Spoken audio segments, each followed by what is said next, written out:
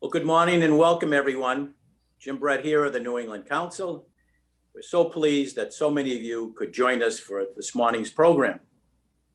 We are delighted today to be partnering with our friends at the Conference of Boston Teaching Hospitals for a very special briefing on a very timely topic.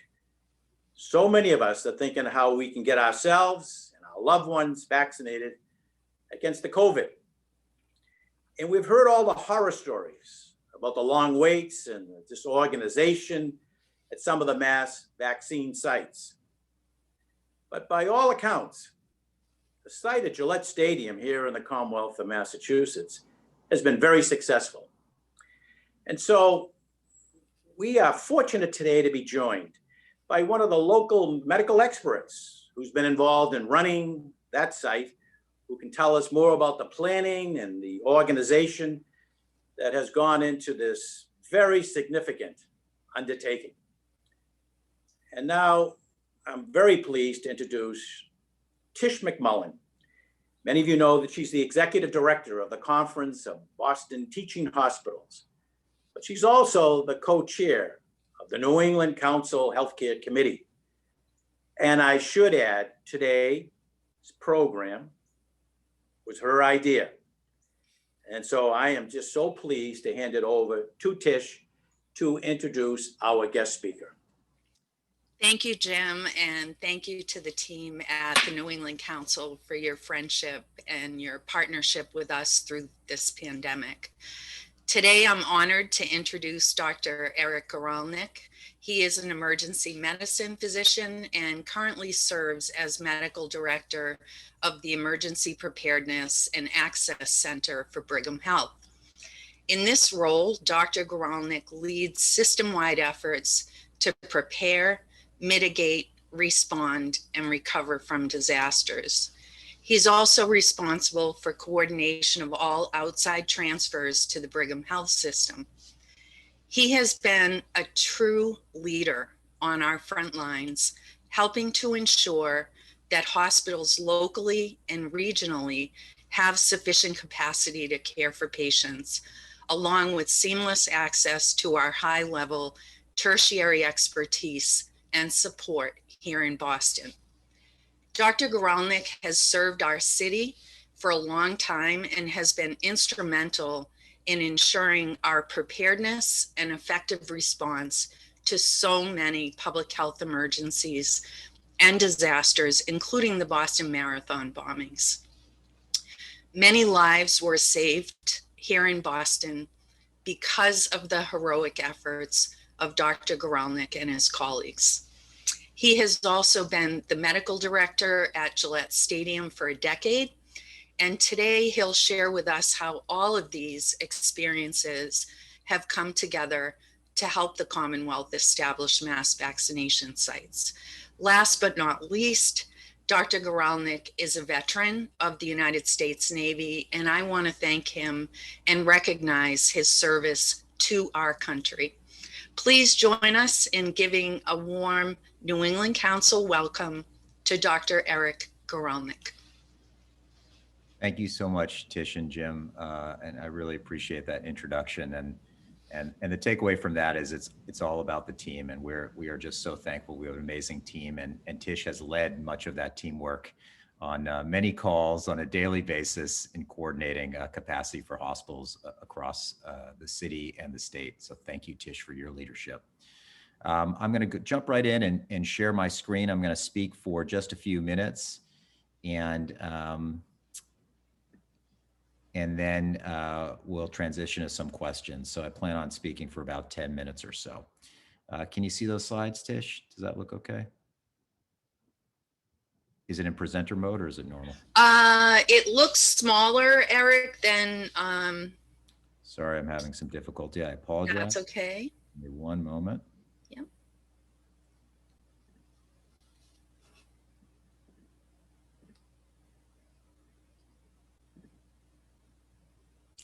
Sorry, it's here. Actually, let's try that. There you go. How's that? Perfect. Great. Thank you so much. Thanks for your patience. So I'm going to speak briefly again about our site. So Right around Christmas time, I got a text message from, the text message said, "Hey, Eric, it's Atul Gawande. Do you have a minute to chat?" And many of you probably know Atul. Atul is a surgeon. He's a public health expert, a writer, and he works at Brigham and Women's Hospital. And we chatted on the phone, and he said, "I just got off a call with the state and Gillette Stadium and Fenway Park, and we'd like to talk to you about starting a mass vaccination site at Gillette Stadium." We had spoken about it previously with our leadership at Gillette and Brigham and Mass General Brigham for a bit. If there was an opportunity to develop mass vaccination sites, that Gillette would be a wonderful location, with both the building itself, which can house about 70,000 patrons, in addition to the vast parking lots that we have for an outside drive-through type vaccination site. And so this text on a Friday morning started a series of events. And from that text, 28 days later, we opened up Gillette Stadium for vaccines. And we started with about 100 public safety professionals as our first go around. So some of you, in fact, when we were on the pre-call before this, several people identified that either they had family members or relatives that have gone to Gillette. And this Gillette effort is really a partnership. And like I said earlier, it really takes a team. And this team is a novel public-private partnership that began with the state, who essentially provides the funding to CIC Health, which is a primary contractor, and then they subcontract many. And we, Mass General Brigham, are one of those. I'm the existing medical director at Gillette Stadium, so I'm now the medical director for the operation at Gillette, along with several other sites, which I'll talk about in a moment. And so Gillette was 1.0. And that was the beginning of our efforts in the Commonwealth in New England. Actually, it's the first New England mass vaccination site that's up and running. And yesterday, we broke 100,000. So we have vaccinated 100,000 people at Gillette Stadium, and we've done it safely and effectively and efficiently, and we're scaling. And we've got our feet on the gas, and we're gonna keep focused, and our focus is vaccines in arms. So at Gillette, when our first effort was really around establishing a wonderful guest experience, again, that's safe and efficient. We call the individuals that come guests because they're not patients. We're not patients, right? If you're not sick, you're not a patient. So the guest experience, which was led by a gentleman named Rodrigo Martinez, who leads marketing for CIC Health and has a wonderful background in design thinking. You get out of your car and there's a voice on the overhead talking about "Welcome to Gillette. We're all doing our part." And you walk up here on the west side. We now have opened the east side of the stadium too for vaccines. So you can see signage, and that orange sign now actually says, "What time is your appointment?" Your appointment's at 10 a.m. You can come up and walk up. From the outset, before you even walk up, if you don't have a mask, there's an individual that will hand you a mask. And then we do symptom screening at the door, which is consistent with what we're doing at all of our buildings across Mass General Brigham, for example. And then you're provided a mask, and then you come upstairs. And by the way, the experience starts before you get there. You book an appointment through the state's website. We know there's been challenges with the state's website, but once you can get through that and get an appointment, we have a wonderful experience for you. That again is focused on your experience to be safe, efficient, and 98% of the individuals that come for an appointment at Gillette and Fenway now, and Reggie Lewis starting yesterday, 98% book a second appointment while they're there. So our goal is to really just ensure a really good follow-up and throughput. So what you're looking at here on the left, once you get up to the club level, right, which is sort of this massive room here, on the left here is our vaccine bar. And there's Chris Kaufman, he's our vaccine coordinator, along with several nurses here that are drawing up the vaccine. The freezers are located behind the bar itself. And currently we're just doing Moderna at Gillette, but we have capability to do any vaccine that's provided to us. And so once those vaccines are drawn up and guests walk in, they are queued, and we try try very effectively to sort of minimize lines. And then when you come in as a guest, you sit down at a table. Your engagement with the vaccinator here is approximately 6 minutes. That's our turnaround time. And basically 5 of those minutes is entering data into PrepMod, which is the state system. Then you get your vaccine, and then you walk over to our observation area. If you see on the upper side here, these single chairs, we have 2 observation areas, one 15 minutes and one for 30 minutes. The 15 minutes is for someone without a history of severe allergic reactions, and 30 minutes is severe allergic reactions in accordance with the CDC. And then when you're done with that experience, then the last part, and we're trying to do this for each site, is to have that experience where you can make it unique and you can help spread information so that we can reduce vaccine hesitancy. There are a lot of numbers out there. The bottom line is there's a significant amount of our population that is hesitant to take vaccines for a variety of different reasons. It's worse in Black and brown populations, are more hesitant than most white populations, but the numbers do vary. And so we're really focused on reducing vaccine hesitancy. We've got to get to a certain percentage in order to establish herd immunity, which means essentially a threshold where we can essentially stop the spread of COVID or any variants of COVID. So once you're done, you actually can walk out on a platform. You can take a picture. There's an opportunity to do some selfies with the background of Gillette Stadium. And the whole idea is to amplify the message with social media, with your networks, because someone's going to be much more trusting of Tish saying, hey, I got the vaccine. She says that to her family members, they're going to go. So that's the idea, is to encourage others to get out there and go. So you can take these pictures, and we have an experience like this at Fenway. And we also have an experience like this at Reggie Lewis. There's a beautiful mural of Reggie Lewis at the Reggie Lewis Center. That's our social media site that people can take pictures. So the idea is really to encourage the public to get out there. And sorry, this is a little blurry. This is hot off the press. We went live yesterday at Reggie Lewis Center. Reggie Lewis Center is located in Roxbury. It's about a mile from the Brigham. We have really ramped up with Reggie Lewis in the sense that we have worked hard with the community. We have worked hard with public and private leaders to really understand the challenges and build a site that is that we've been able to employ Black-owned business leaders. We've been able to partner with existing Black-owned businesses and Latinx businesses and other underserved populations so that we can ensure equity and community.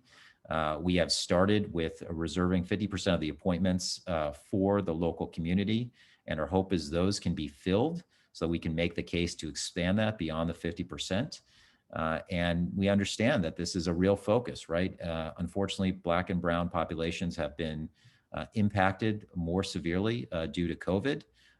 And so we have an opportunity to really focus and help our communities, help our teams to get through this with Reggie Lewis. And shortly thereafter, we'll be opening up another site in Boston. And we're talking about a lot of different ideas to really go into communities that are disproportionately impacted, to set up mass vaccination sites and move from community to community to really take on this pandemic, to crush COVID and get vaccines into arms. So with that, I'll pause there so we can open it up for some questions. Thanks. That was great. It was very fascinating. Doctor, you said 100,000 vaccines have already been distributed. What do you do in a day in vaccines? And how many could you do? Yeah, it's a great question. So what are we doing today? We're doing around somewhere around 5,000 a day. We have both operating. This is just Gillette. Fenway is at 1,200 a day. Reggie Lewis, we started a soft launch yesterday and today. That's about 300. And we are going to expand to 1,200 this weekend and pretty rapidly expand about 2,500 a day at Reggie Lewis. For Gillette, it's quite interesting. There are not a lot of limitations in the sense that the operation we started on the West Club is now mirrored on the East Club, so we can scale that up pretty promptly if provided enough vaccines. We could do somewhere between 8,000 to 10,000 a day just inside. And then we've been working together and learning from others about a drive-through operation. We chose to go inside for the first operation simply because it was ready. It was sort of a turnkey operation and we could go, and we wouldn't have to deal with the weather elements. now with it's getting nicer outside. We're hoping that at the beginning of April, in partnership with the state, we've been meeting and designing a plan together to design a drive-through, and our hope is that we can get that up and running. Everything's predicated on vaccine supply, but your question is, what could we do? We could do a lot more than we're doing right now. And you know, if you just do the math on what I just said, that's 16,000 a day at Gillette, 6,000 drive-through, 10,000 inside, and there's potential to do more. So we're ready.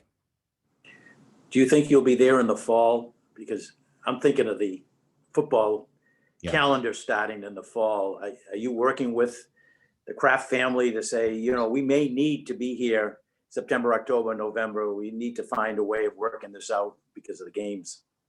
Yeah, of course. I'm the medical director at Gillette Stadium, so I have a direct, you know, relationship with them. And Jim Nolan, who is the CEO of the stadium, has been an amazing driving force and partner. We've known each other for a decade, and more credit should be given to Jim for being one of the leaders of getting this campaign and up and running. He's just unbelievable.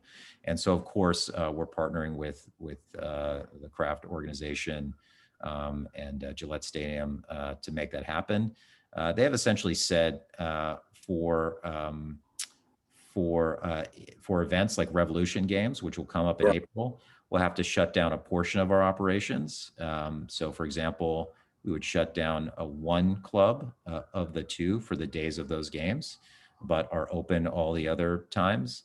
And then if we do a drive-through and we start in April, essentially the only times we would shut that down would be football games. So what about Fenway Park? They have their opener on April 1st. Yeah, so so the medical directorship for that group is with Beth Israel Leahy, my colleague Ed Ullman, who's also been the medical director at Fenway for some time. I haven't gotten clarity. I know they're in discussions now about when they would shut down the operation sort of around and during games. So they're working through that now, but the games will limit operations at Fenway. Do you envision yourself being there and Gillette Stadium in the fall, going into November or December? Yeah, it's a great question. I think there's a lot of unknowns. What we know now is that we've got 2 vaccines in the United States that are highly effective. We have a third that's close. That when we look at, there's variation in efficacy, but I really want people to think about what our focus is here. Our focus is 0 preventable deaths, right? And we have over 500,000 people that have died due to COVID in the United States alone. And each one of those vaccines, when you look at them, they have very similar results with regard to prevention of deaths, prevention of hospitalizations, and prevention of severe disease. So the bottom line is J&J will come out soon. And our message is take the vaccine that you can get. And our goal here is to get everybody up to that threshold and vaccinated so that we can prevent spread of the disease, spread of variants. And the more that we can partner with you, Jim, and your colleagues as part of this council to get that word out, to message that we need to lower vaccine hesitancy. We've got to get as many people vaccinated as possible, the better off we'll be. And my hope is that our kids can go to school in the fall, right? My hope is that we could enjoy a football game. And the only way we're going to get there is if all of us are doing our job together. You know, the House of Representatives will be voting today on the COVID package. Any suggestions that you would like to make to the members of Congress after they pass this COVID? And there's a lot of money in there for, you know, the vaccines and other areas in healthcare, but are there things that you think we should be doing more going forward? Yeah, that's a big question, and of course, I haven't reviewed the bill to understand all the implications. I think the big ask is, and this is a great example, I've said it 2 or 3 times already, is that it takes all of us, right, to take this on. This is a public health effort. It impacts all of us. To the scale of a World War II type effort, where it takes every individual to step in and help. And so the more that we can encourage and engage these public-private partnerships to really focus on the message, to encourage each other and trust each other to move forward, not only in the short term to vaccinate and focus on zero preventable deaths due to COVID, but take from this the lessons learned. We really need, a 9/11 type commission on what has happened over the last year and change in COVID. And we cannot forget these lessons learned. In summary, preparedness is greatly underfunded in the United States and globally, right? We're very much a reactive culture. And one takeaway from this is let's invest in preparedness. Let's understand what's happened here. Let's plan and prepare and mitigate anything we can for future pandemics. And not just pandemics.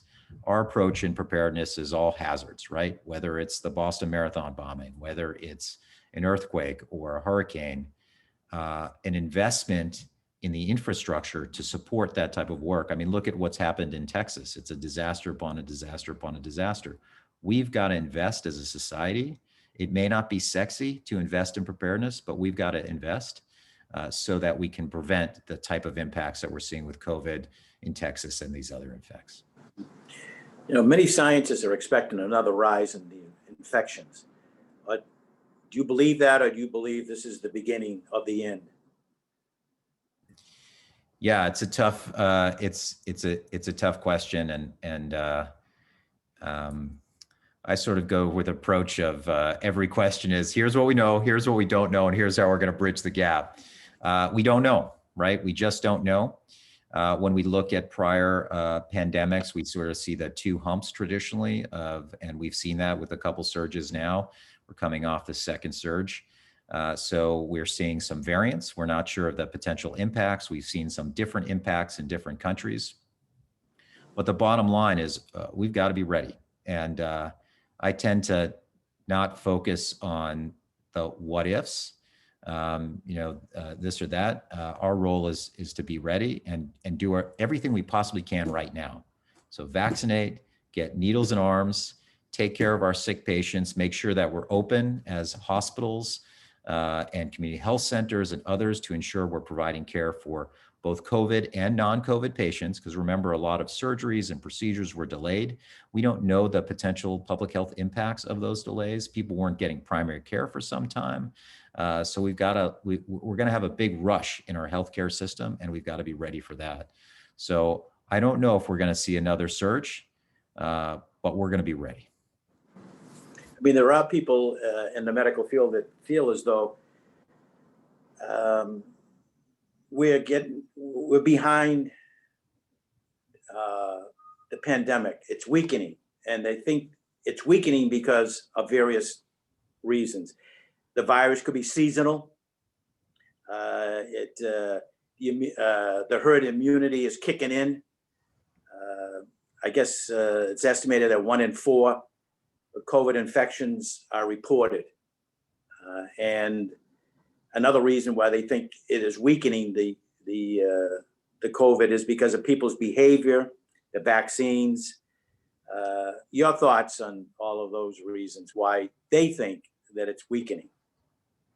Yeah, I mean, there's no question we've seen with non-pharmaceutical interventions, i.e. social distancing, washing your hands and wearing masks, a significant impact, not just for COVID, but other infectious diseases, right? Flu is down significantly. RSV, which causes bronchiolitis and can be really concerning for children, is down, and many other viruses. And so that's a wonderful positive that we've learned from this experience. But is COVID-19 weakening? Well, we see the case incidence is dropping right now. But we don't know if we're going to see another hump or not, right? We don't know if we're going to see another surge. So, again, sort of thinking ahead, we'd like to plan and say, let's go through each scenario. But the focus, I think, for us as a community should be doing everything we possibly can. We've had some openings here in Massachusetts to reduce some of to open some businesses announced yesterday. So we should do that in a safe manner, right? And we do that again with respecting social distancing, hand hygiene, and wearing masks. And even now, you know, we still have to do that. After people get vaccinated, we still have to do that work. So we're far from out of this. We've got to keep charging. We've got to be consistent, because if we don't, we're going to find ourselves in a worse situation than we did in April or in the last couple of months. Do you think this vaccine is something that maybe be given annually, like the flu shot?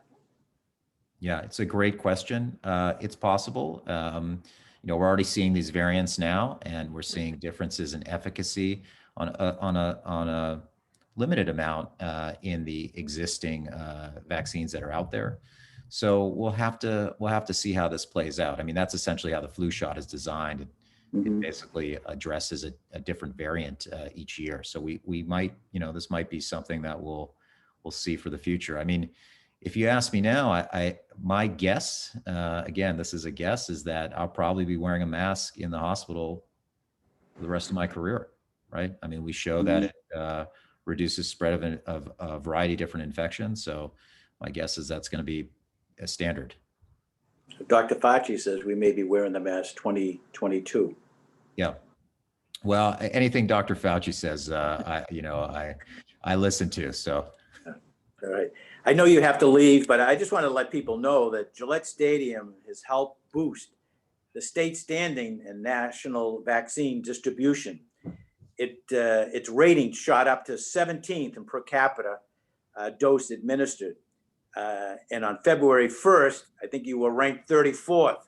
So you've done a human job in distributing the vaccine in a very professional way, but you reflect so well on the country and that rating alone from 34 to 17th. I know it's the team, but congratulations to the team and all the wonderful work you're doing, Gillette, Fenway, and Reggie Lewis. But it's wonderful work that you're doing, and we're blessed to have people of your caliber and expertise administering it. So continued success. We look forward to working with you, and anything we can do in the business community, the New England Council, we're here through Tish. But we want to thank you for all of the extraordinary work that you're doing. Thank you so much, Jim. And thanks to Tish for facilitating this and the New England Council. We're glad to partner with you. Thank you. Great. Stay safe, stay healthy. Thank you. Thank you. Bye.